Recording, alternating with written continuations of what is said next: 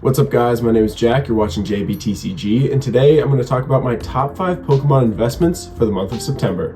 But first, before I give you my top 5 for September, let's take a look back at my top 5 investments for August. Let's see, did anything happen over the past month? Do I still think there are good pickups? And we'll quickly overview the market as well. Also, I apologize, I got COVID, so if I sound awful, that is why. But rather than sit in bed all day and feel sorry for myself, I figured I'd film this video, especially since it's the first of the month.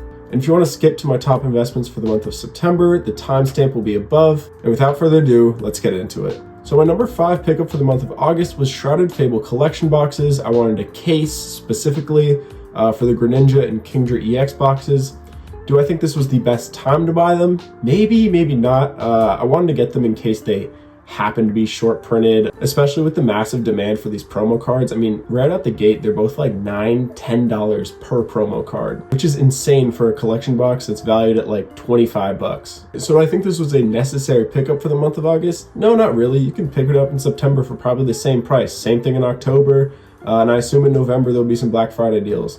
I just personally wanted to pick them up this month because I like them in general. Now, how is Shrouded Fable as a set done out the gate? Well, it's done pretty poorly. The release of the ETBs was a mess. The cards are dropping in price pretty drastically. The top chase in this set is a $67 Cassiopeia card, and I think there's, a $60 Fezandipiti as well. But when you compare it to other special sets like Paldean Fates with the Charizard over $100, the Mew at like $80, $90, and 151 obviously, which we all know is amazing, the special set is looking really, really lackluster.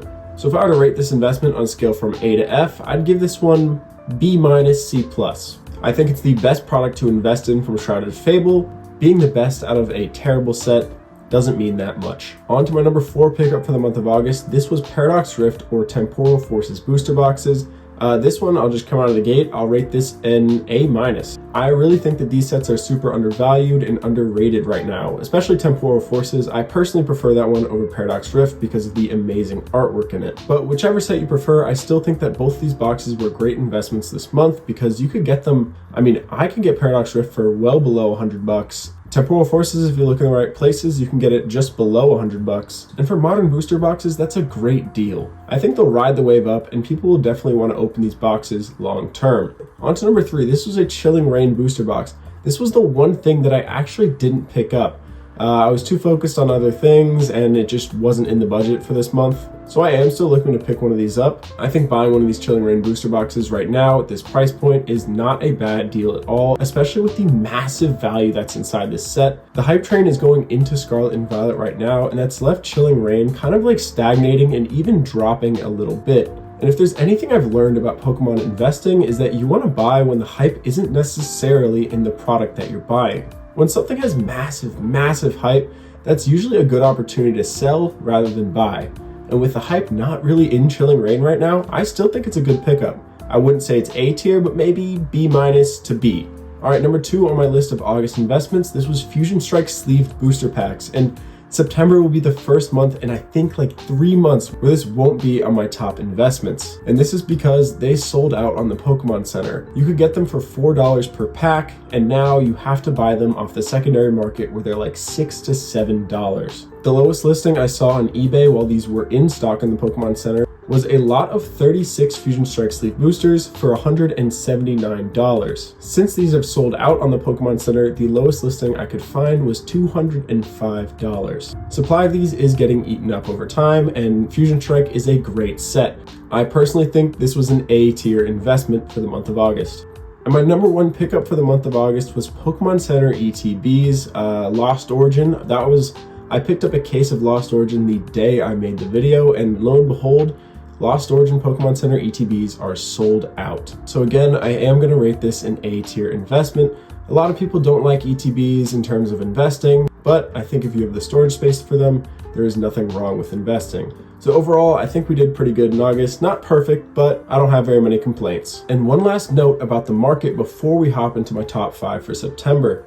Pokemon 151 has been absolutely killing it in August, while Shrouded Fable is in the absolute dumpster. 151 Japanese and English have skyrocketed. I've been checking eBay listings daily for Japanese booster boxes, and it seems like less and less people are listing them on eBay.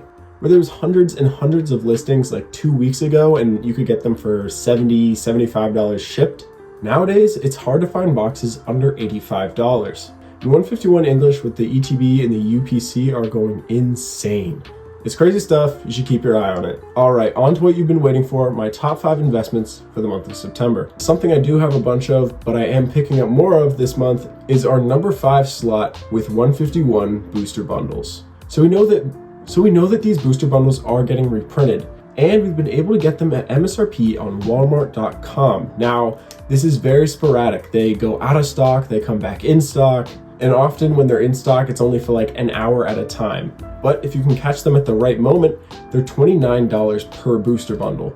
The market price for these booster bundles before the reprint has really hit peaked at like $50 per booster bundle. And to be able to pick them up at $30 per is a really good deal. The only reason I have these at number 5 is that they're so sporadic and difficult to get because everyone is looking for them.